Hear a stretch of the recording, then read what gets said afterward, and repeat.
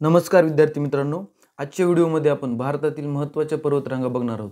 Railway, आर-आर-बी, SSC तसेच T-E-T व BMC एक्झामसाठी ही महत्त्वाचं आहे. तर बघूया. तर पहिली पर्वतरांग आहे बघा, ही जी तुम्हाला दिसते सर्वात वरी भारताच्या शिरावर की हिमालय पर्वतरांग. तर हिमालय पर्वतरांग ही भारताच्या जम्मू काश्मीर राज्यापासून जी सुरू होते ते अरुणाचल राज्यापर्यंत पसरलेली आहे, बरोबर आहे. तर हिमालय पर्वतरांगेचे वैशिष्ट्य असं की ती जगातील सर्वात नवीन पर्वतरांग म्हणजे सर्वात तरुण पर्वतरांग आहे. ती बनतच चाललेली आहे, म्हणजे तिची उंची अजून वाढतच चाललेली आहे, बरोबर आहे. तर ही झाली हिमालय पर्वतरांग. हिमालय पर्वतरांगेमध्ये जगातील सर्वात उंच पर्वत शिखर म्हणजेच माउंट एव्हरेस्ट सुद्धा हिमालय पर्वतरांगेमध्येच आहे. तसेच भारतातील K2 तसेच कांचनजंगा बघा, कांचनजंगा इथं सिक्कीम या ठिकाणी कांचनजंगा आहे. अशा प्रकारे हिमालय पर्वतरांग आपण ब्रॉड पर्स्पेक्टिव्हने बघत आहोत. त्यानंतर बघा अरवली पर्वतरांग. तर अरवली पर्वतरांग महत्त्वाची का आहे तर बघा, भारतातील किंवा जगातील सर्वात जुनी पर्वतरांग आहे. सर्वात जुनी पर्वतरांग ही कोणती? अरवली पर्वतरांग. तर अरवली पर्वतरांग कुठे? गुजरातमधून सुरू होते आणि आपली जी दिल्ली आहे त्या दिल्लीमध्ये तिचा शेवट होतो, बरोबर आहे का. अरवली पर्वतरांग गुजरातमधून दिल्लीपर्यंत एक्सटेंड झालेली आहे, बरोबर आहे. त्यानंतर अरवली बघा गुजरात, राजस्थान आणि आपल्या दिल्लीमध्ये म्हणजे हरियाणामध्ये पण थोडा भाग येतो.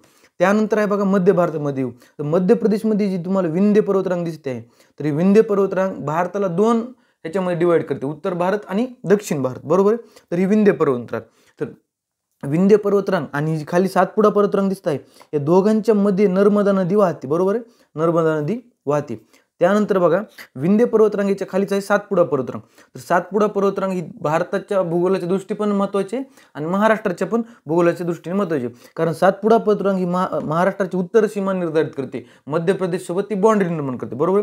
सातपुडा पर्वतरांग. त्यानंतर बघा दोन सर्वात महत्त्वाचे पर्वतरांग आल्या कुठं? दख्खनच्या पठारावर. तर आपण दख्खनच्या पठारावर दोन महत्त्वाचे पर्वतरांग कोणत्या? पश्चिम घाट आणि पूर्व घाट, बरोबर.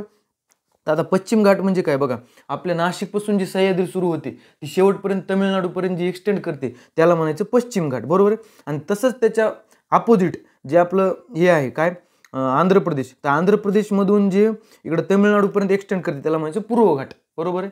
दिशामुळे हे नाव पडले पश्चिम घाट आणि पूर्व घाट.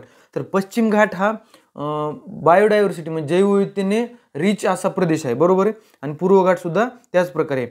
तर ज्या ठिकाणी पूर्व घाट आणि पश्चिम घाट बघा तुम्हाला दाखवतो मी, पूर्व घाट आणि पश्चिम घाट या ठिकाणी मिळतात कुठं? तामिळनाडूमध्ये. तर त्या ठिकाणी जिथे मिळतात तिथे निळी पर्वतरांग आहे, निळ्या कलरची पर्वतरांग, तर तिला निलगिरी पर्वतरांग असे म्हणतात, बरोबर आहे. पश्चिम घाट आणि पूर्व घाटात ज्या ठिकाणी मिलन होतं त्याला निलगिरी पर्वतरांग म्हणतात.